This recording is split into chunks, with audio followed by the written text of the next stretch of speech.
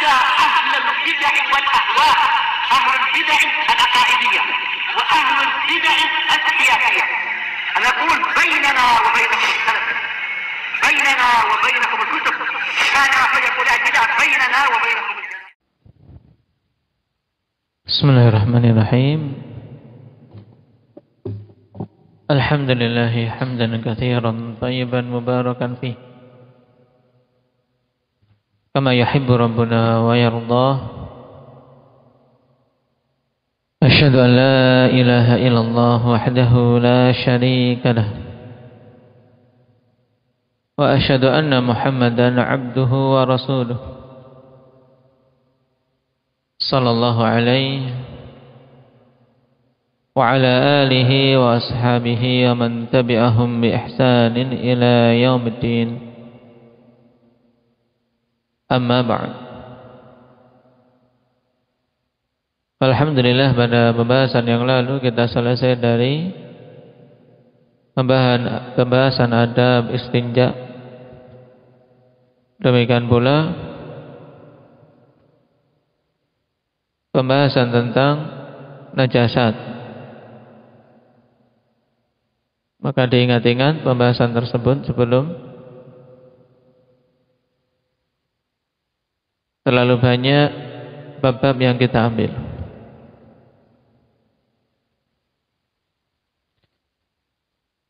Jadi murajaah untuk pembahasan fikih ini hari apa? Ini hari apa? Senin, hari Kamis, ya. Untuk imtihan dari depan. Ini belum kan fikih kan? Kita belum. Belum, berarti dari awal pembahasan muqaddimah.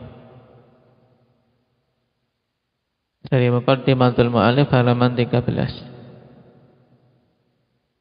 sampai halaman 26 dipersiapkan. Baik.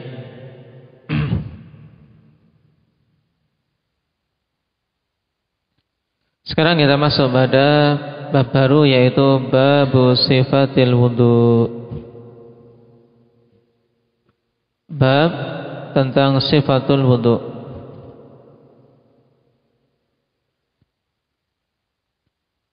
Dan wudu, akhwani fillah, termasuk di antara ibadah yang agung yang telah kita lewati di depan, merupakan syarat dari syarat-syarat sahnya salat. Tidak akan sah salat seseorang tanpa berwudu. Oleh karena itulah setiap muslim maupun muslimah wajib untuk mengilmui tentang perkara wudu sehingga dia bisa menunaikannya dengan benar dan sah. Karena kapan saja wudu seseorang itu tidak sah, maka salatnya juga pasti tidak akan sah. Nah, dan selain hal ini merupakan ibadah yang agung, padanya juga keutamaan yang banyak, akhwan. Yang kalau kita perhatikan dalil-dalil dari Al-Quran maupun As-Sunnah, kita akan dapati keutamaan wudu yang banyak. Allah Subhanahu wa taala mencintai orang-orang yang suka taharah, di antaranya berwudu. Innallaha yuhibbut tawwabin wa yuhibbul mutatahhirin.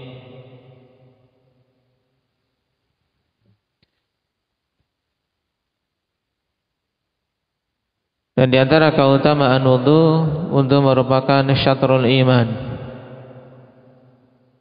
merupakan setengah dari keimanan. At-tuhuru syatrul iman. Sebagaimana dalam hadis, siapa ini? At-tuhuru syatrul iman. Indak ya Badri, dalam Arba'in An-Nawawiyah. Hadis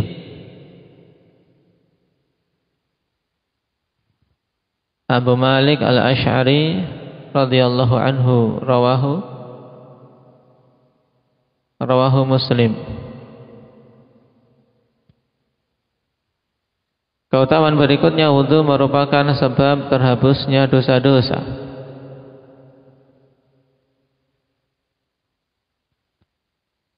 Bahkan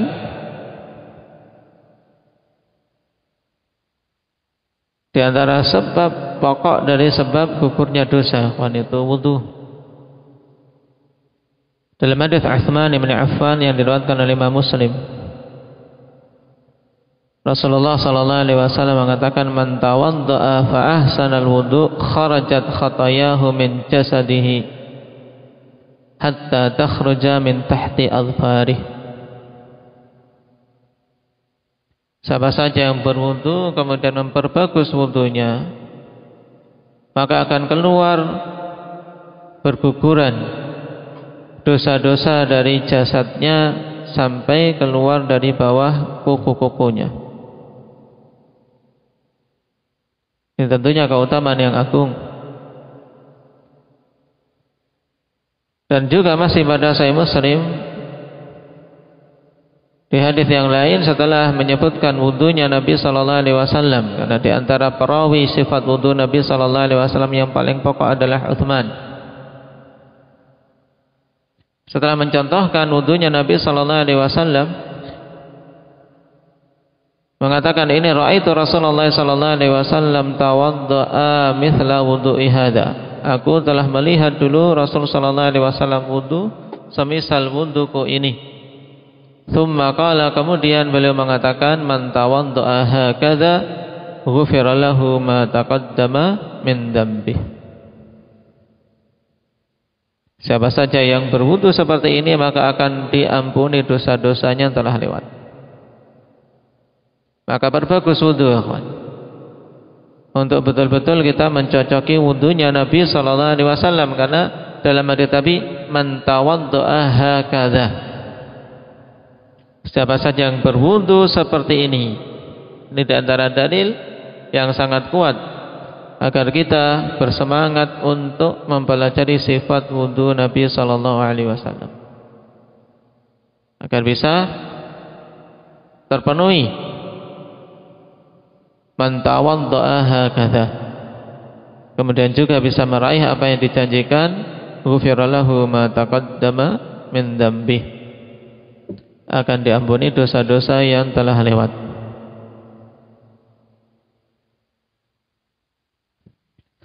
Keutamaan yang ketiga atau keempat kalau digabungkan dengan Al-Quran, ayat Al-Quran tadi. Keutamaan yang keempat, bahwasanya menjaga wudu termasuk di antara alamat keimanan. Wala yuhafidhu 'alal wudu'i illa mu'min. Hadis diriwayatkan dari Thauban radhiyallahu anhu oleh Ibnu Majah, Imam Ahmad dan yang lainnya.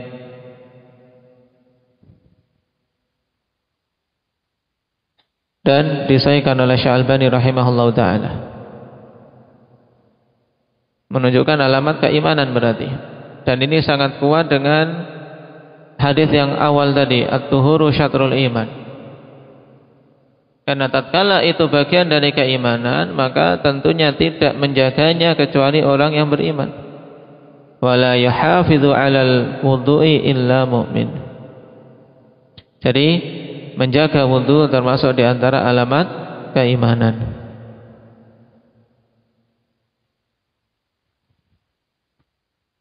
Ini di dunia. Kemudian juga wudu merupakan alamat ahlul iman di akhirat. Kenapa? Karena di akhirat kelak orang yang dulunya berwudu di dunia, pada bekas-bekas wudunya atau pada anggota-anggota wudunya akan bercahaya putih. Sebagaimana dalam hadits Abi Hurairah muttafaqun alaih, inna ummati yud'auna yaumal qiyamah ghurran muhajjalina min atharil wudu. Sesungguhnya umatku kelak akan dipanggil di hari kiamat dalam keadaan ghurran muhajjalin min atharil wudu, yaitu pada anggota-anggota wudunya berwarna putih bagus, sehingga terlihat berbeda orang-orang yang dari kalangan umat Muhammad, dari kalangan ahlul iman, terbedakan dari yang lain.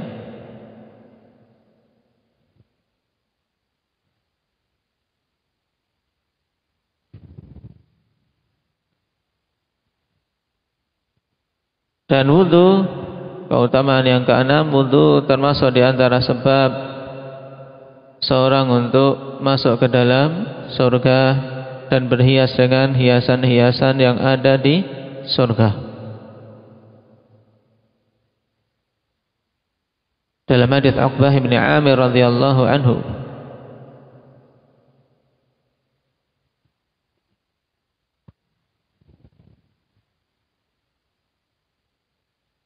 beliau mengkhabarkan ketika mendapati majelis Nabi sallallahu alaihi wasallam, mendengar Nabi bersabda, "Ma min muslimin yatawaddau fayuhsinu wudu'ahu thumma yaqumu fayusalli rak'atain muqbilun 'alaihima biqalbihi wa wajhihi illa wajabat lahul jannah."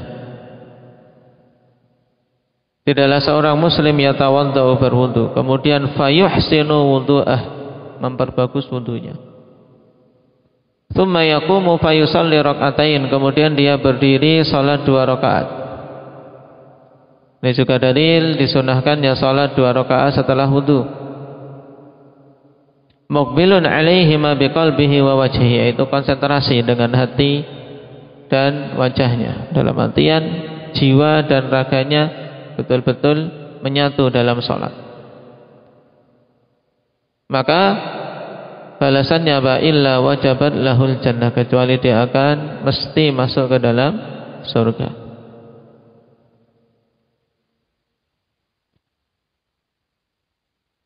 Keutamaan yang lain yang ketujuh, dalam hadits Abi Hurairah, bahwasanya wudu yang sempurna saat seorang tidak suka termasuk sebab dinaikkannya derajat di sisi Allah tabaraka wa taala. Ala adullukum ala ma yamhullahu bihil khataya wa yarfa'u bihid darajat. Maukah kalian aku tunjukkan kepada hal-hal yang menghapus kesalahan-kesalahan dan mengangkat derajat. Di antaranya isbahul wudu alal makarih, sempurnakanlah wudu dalam kondisi seorang tidak menyukainya. Maka ini sekian dari keutamaan-keutamaan wudu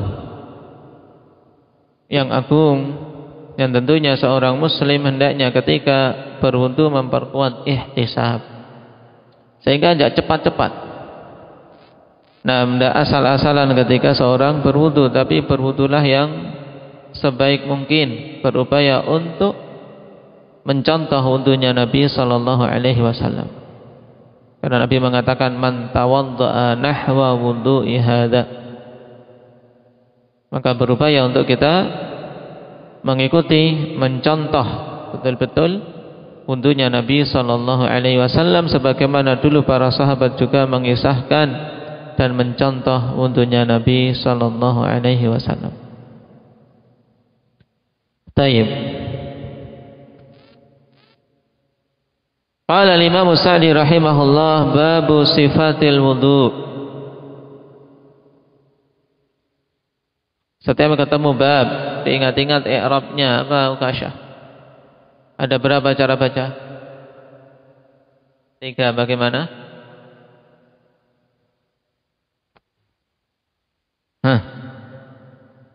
Babu.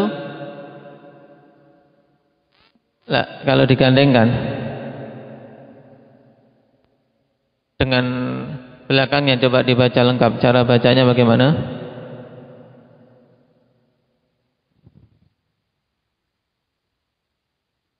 Dibaca, ini dibaca. Cara bacanya gimana? Ada 3 cara baca. Bagaimana? Yang pertama, babu sifatil wudu dengan idhafah tanpa tanwin. Babu sifatil wudu. Yang kedua,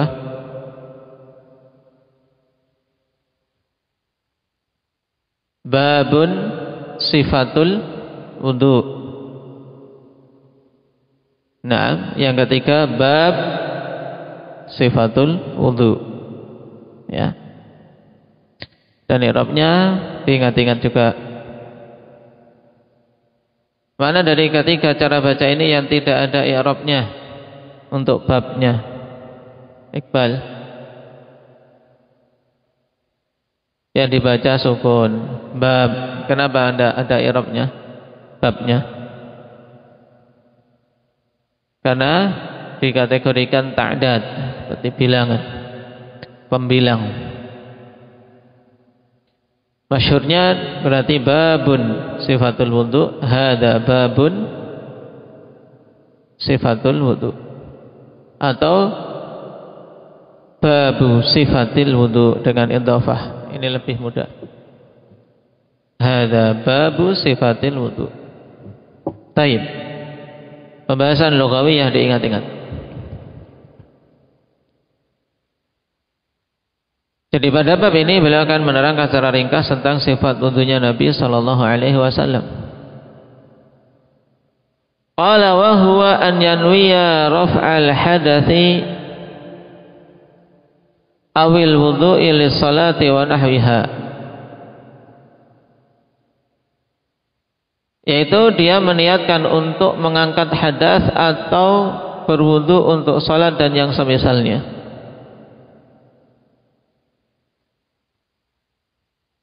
Dan niat akhwan mahalluha al-qalbu. Niat itu tempatnya di kalbu sehingga tidak perlu diucapkan. Nawaitu apa biasanya? Nawaitu wudu'i hadza li raf'il hadatsil asghari. Naam, lillahi ta'ala. Nah, kalau enggak hafal niatannya, nah, tidak berwudu-wudu. Nah, tidak sah wudunya katanya. Tayyib. Nah, ini tidak ada contohnya dari Nabi sallallahu alaihi wasallam. Dan termasuk di antara bid'ah yang sangat banyak dilakukan oleh kaum muslimin, nasallallahu al-afiyata wassalamah, yaitu talaffuz bin niyah, melafadzkan niat. Aku niat pada wuduku ini untuk mengangkat hadas asghar lillahi ta'ala. Tapi yang benar, wudu itu tempatnya di kalbu kita. Nah, niat wudu tempatnya di kalbu kita. Dan ketika meniatkan di sini, Imam As-Sa'di rahimahullah ta'ala contohkan di antara niatan dalam berwudu, yaitu dia niat wudu untuk apa? Untuk mengangkat hadas. Dan hadas yang terangkat dengan wudu yaitu apa? Hadas asghar, hadas kecil. Atau dia meniatkan wudu untuk salat.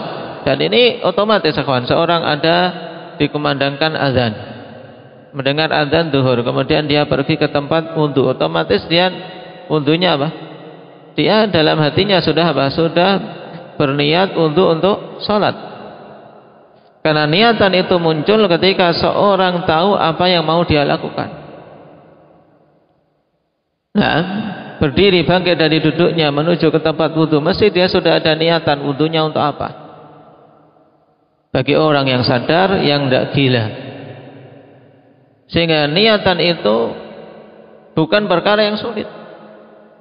Dalam artian niatan untuk apa? Untuk mengetahui apa yang dimaksudkan dengan apa yang dilakukan. Nah, dan niatan dalam pembahasan fiqhiyah, ya kawan, antum harus bisa bedakan dengan niatan dalam pembahasan apa? Pembahasan tauhid. Nah, kalau pembahasan tauhid, masalah niat yang dikatakan oleh para ulama sebagai sesuatu yang sangat sulit untuk ditata, yaitu terkait masalah apa? Masalah keikhlasan. Masalah keikhlasan. Adapun niat dalam pembahasan fiqhiyah, maka yang dimaksud adalah niat amalannya. Nah, niat amalan ini apa? Dan ini mudah. Kenapa? Karena setiap orang yang tahu apa yang mau dia lakukan, maka dia mesti berniat. Baru sulitnya adalah bagaimana niatan ini ikhlas, yaitu yang diistilahkan oleh para ulama dengan niatul ma'mulillah. Niatan amalan itu dilakukan untuk siapa? Ada niatul amal dan niatul ma'mulillah. Yang menjadi pembahasan fikih yang mana? Indak itsnan niatul amal. Qala wa niyatu syaratun li jami'il a'mal, dan niat itu merupakan syarat untuk keseluruhan amalan. Dan ini yang rajih bahwasanya itu syarat. Pada keseluruhan amalan, niatan itu adalah syarat. Dalam salat dia itu sebagai syarat. Dalam wudu juga itu merupakan syarat. Terjadi khilaf pada pembahasan itu di kalangan para fuqaha, apakah niat itu syarat atau rukun dalam suatu ibadah. Tapi yang rajih apa? Syarat. Kenapa? Karena niatan itu harus ada pada waktu minimal yang mungkin bisa ditetapkan sebelum amalan dilakukan. Harus ada sebelum amalan. Baik. Jadi apa Abdullah Padang, niat itu syarat atau rukun? Syarat. Baik. Wa niyatu syaratun li jami'il a'mal min taharatin wa ghairiha, baik itu berupa taharah maupun yang lainnya. Liqaulihi sallallahu alaihi wasallam, innamal a'malu binniyat wa innama likulli imri'in ma nawa, muttafaqun alaih. Sahabinya siapa Yusuf?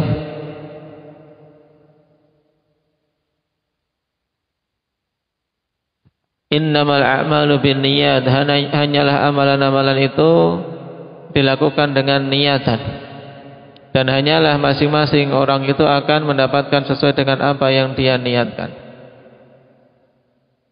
Nah, niatan penentu untuk seorang mendapatkan hasil. Innamal a'malu binniyat. Hadis siapa tadi?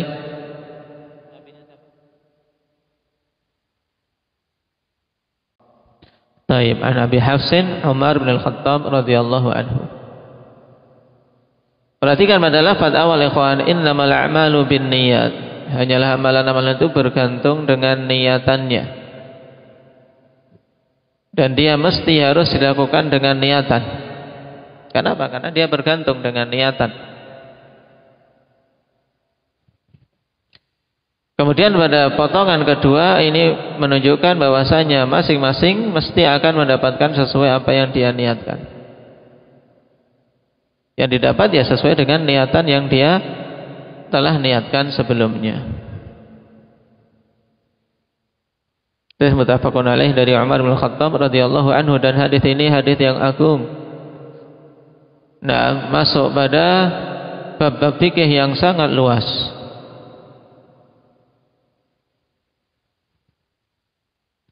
Tsumma yaqulu bismillah, kemudian dia mengucapkan bismillah. Dan hukum mengucapkan bismillah di awal mau berwudu, ikhwan, terjadi khilaf di kalangan para fuqaha, dan yang rajih, dan ini pendapat jumhurul ulama, hukumnya mustahab atau sunnah. Taib. Hukumnya apa? Sunnah, yang sangat ditekankan. Karena terjadi khilaf antara sunnah dan wajibnya. Di antara fuqaha yang menyatakan bahwasanya membaca bismillah itu wajib,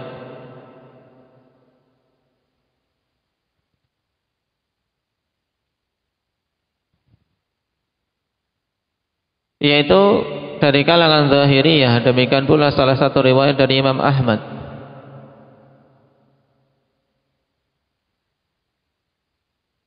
Dari kalangan mu'asirin yang condong kepada pendapat ini atau memilih pendapat ini adalah Syekh Ibn Baz rahimahullah ta'ala. Beliau merajihkan bahwasanya membaca bismillah di awal wudu hukumnya wajib.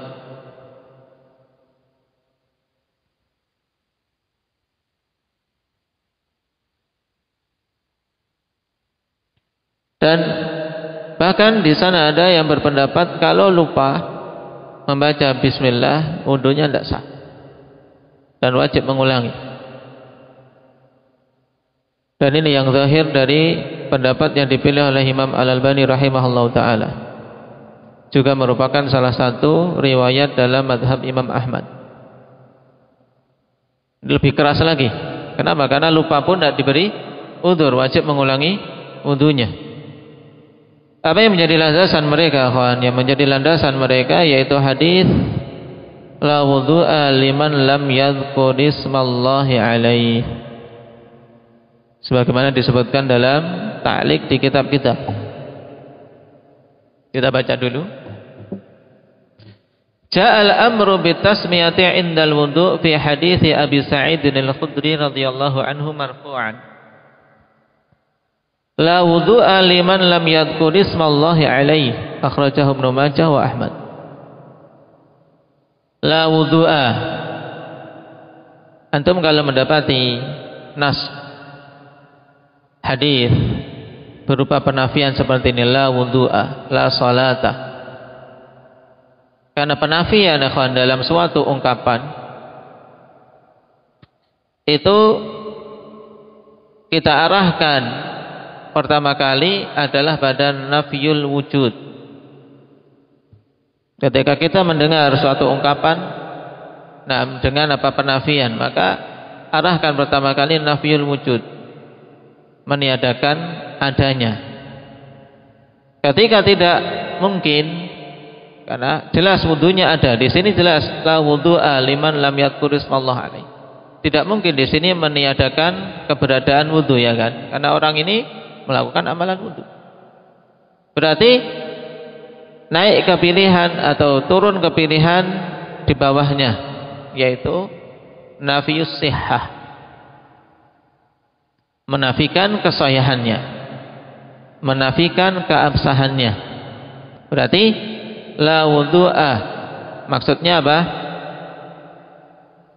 Tidak sah wudu. Tidak sah wudu seseorang bagi yang tidak mengucapkan bismillahirrahmanirrahim, tidak mengucapkan bismillah. Ini nafyus sihhah. La tasihhu wudu'u liman lam yadhkur ismallah alaih. Kemudian seandainya kok tidak bisa dibawa kepada nafyus sihhah, maka turun lagi ke pilihan ketiga yaitu nafyul kamal, meniadakan kesempurnaannya. Seperti misalnya pada hadis la yu'minu ahadukum hatta yuhibba li akhihi ma yuhibbu li nafsihi. Maka kita ketika mengartikan bukan apa tidak ada keimanan. Karena iman ada, dia bukan orang kafir, ya kan? Kita tidak boleh mengartikan tidak sah keimanan. Kenapa? Karena imannya sah. Berarti pada pilihan ketiga yaitu apa? Tidak sempurna keimanan. Nah, ini penting kawan memahami hal ini ketika kita mendapati suatu nas yang di situ ada penafian. Diarahkan pertama kali nafyul wujud. Kalau tidak bisa, turun ke kemungkinan kedua yaitu nafyus sihhah. Kalau tidak bisa, maka turun ke kemungkinan ketiga yaitu nafyul kamal. Taib. Nah, hadis ini akhwan, la wudhu'a liman lam yudhkar ismallah alaih. Seandainya hadis ini sahih, inilah menjadi dalil mereka mengatakan wajib, bahkan mengatakan tidak gugur kewajiban itu dengan kelupaan. Karena apa? Tidak sah wudu bagi orang yang tidak membaca bismillah padanya. Mereka berdalil dengan hadis ini, seperti Syekh bin Baz, demikian pula Syekh Albani.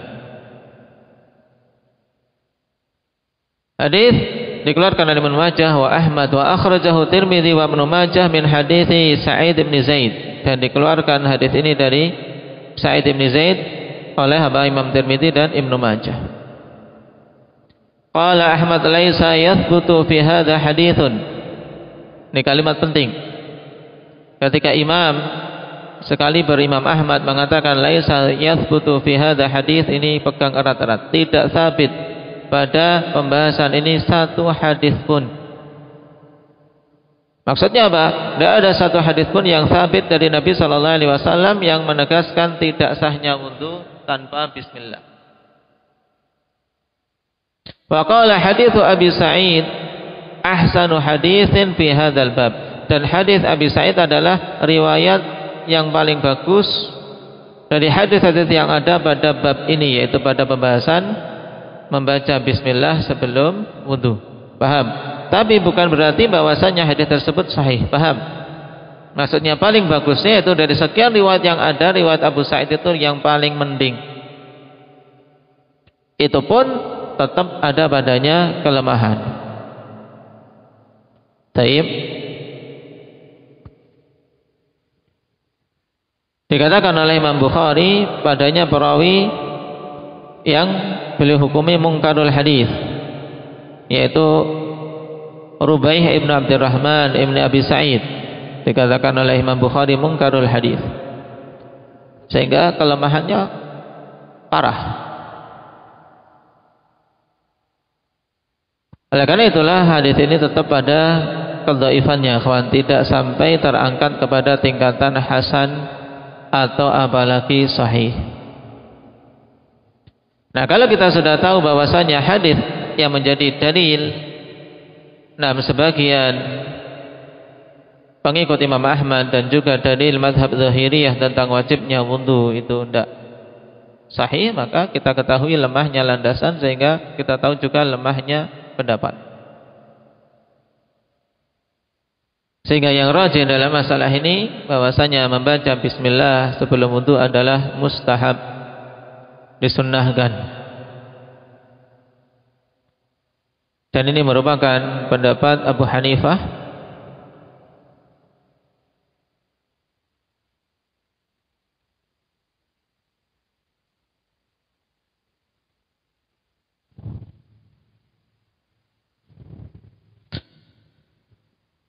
demikian pula Syafi'i, dan yang masyhur dari madhab Imam Ahmad, atau dengan kata lain inilah madhab jumhurul ulama yang dirajihkan oleh para imam seperti Imam Bukhari, Syekhul Islam Ibnu Taimiyah, Imam As-San'ani, Syekh Muqbil, Syekh Ibnu Utsaimin, dan para masyayikh kita yang ada saat ini. Mayoritasnya mereka menegaskan tentang disunnahkannya membaca bismillah, tidak sampai tingkatan wajib. Makanya berarti kalau seorang lupa tidak membaca bismillah, maka jelas wudunya apa? Wudunya sah. Bahkan sengaja tidak membaca bismillah pun wudunya tetap sah. Cuman tentunya luput darinya keutamaan yang banyak. Wa madhabu jumhuril ulama annahu law taraka tasmiyah sahha wudu'uh li'annahu lam yasihhal haditsu fihi. Dan madhab jumhurul ulama menegaskan seandainya seorang meninggalkan tasmiyah maka sah wudunya, dikarenakan tidak sahih satu hadis pun dalam masalah ini. Tidak ada hadis yang sahih dalam masalah ini. Taib. Dan terkait bacaan bismillah, ketika kita telah tahu bahwasanya hukumnya sunnah muakkadah, mustahab istihbaban muakkadan, disunahkan dengan sunnah yang kuat. Karena kebiasaan Nabi mengawali perbuatan-perbuatan beliau dengan bismillah.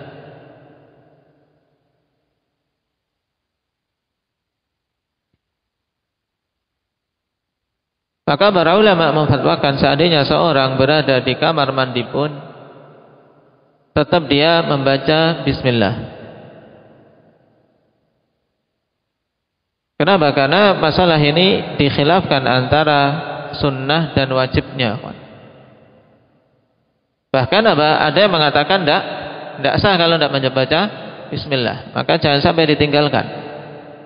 Ini langkah ihtiyatnya, langkah kehati-hatian dari seorang muslim ketika berwudu. Tentunya jangan sampai dia meninggalkan bismillah. Kenapa? Karena khilafnya antara yang mengatakan sunnah atau wajib dan tetap sah seandainya meninggalkannya karena lupa, dan yang ketiga wajib kemudian mengatakan tidak sah kalau ditinggalkan, baik lupa atau sengaja. Makanya jangan sampai ditinggalkan. Walaupun seorang saat itu berwudu di dalam kamar mandi. Nah, sisi ilmiahnya bagaimana kok tetap membaca bismillah, kawan? Karena larangan dari berzikir itu sifatnya karahah. Dan di situ ada hajah demi keabsahan dan kesempurnaan ibadahnya. Apalagi seorang melihat khilaf yang kuat dalam masalah ini antara wajib dan sunnah. Maka ada hajah yang kuat agar dia betul-betul membaca bismillah dan tidak meninggalkannya agar yakin wudunya sah. Maka jangan ditinggalkan membaca bismillah di awal wudu. Dan bacaannya cukup bismillah, tidak kemudian seorang melengkapkan bismillahirrahmanirrahim. Demikian pula bacaan-bacaan yang lain tidak ada yang dibaca sebelum berwudu, sehingga mencukupkan diri dengan bismillah. Baik. Adapun pembahasan berikutnya insyaallah kita ambil pada pertemuan yang akan datang. Naktafi bihadza walhamdulillahirabbil alamin.